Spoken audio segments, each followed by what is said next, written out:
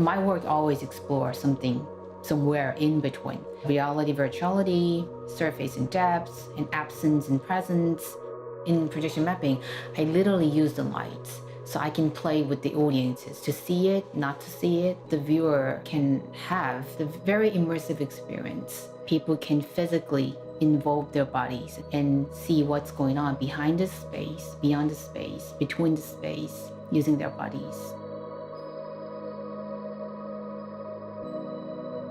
My background is painting, which is about creating illusions onto a two-dimensional canvas. Painting background has very strong influence to my work. I treated projection mapping more like a sculptural painting. Projection mapping is relatively new methods of using moving images, so it can literally map any three-dimensional object. What I prefer to do is not to make objects. I use the original aspects that the space has. I found it very interesting, the ontological meaning of the cast courts. The gallery has more than 140 years of history, but they are not original piece of work. The cast court is all reproductions casted from the original sculptures or architecture spaces. And my projection is also digital animation, which is reproducible. When they mix together, which is reproduced cast and the reproducible data, then they will create something unique. I took the gallery as a whole and projected 5 different projections on top of that so that people can navigate the space. It could be a virtual portal for the audience to enter into the different dimensions through the original collections of the museum.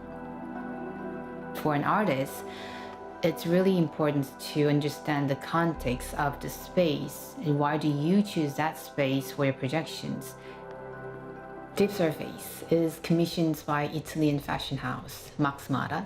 They have the same title exhibition, which is called Coats, their iconic item. Just watching the process of making a coat, so the form is continuously transforming itself by folding and unfolding. So that's the reason why my animations keeps on changing.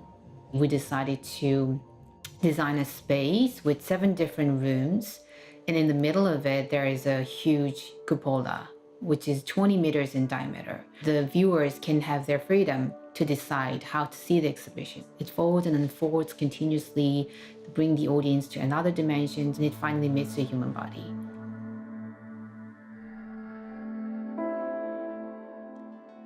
I work as a hands-on curator of Korean art, and I look after the Korean collection in the Korean gallery here at the V&A. When Yiyun created casting, it was almost like a plasterer. A plasterer would go and would carefully, with her tools, look at the different levels, the different types of zones, and she was exactly doing the same with the digital instrument that she had. The result is very compelling sensorial experience for the visitors, and you can engage at various and multiple levels. Why use mixed reality in arts? We need to redefine our concept of realities. Projection mapping is a really strong instrument to talk about that shifting boundaries. It exists, and at the same time, it disappears.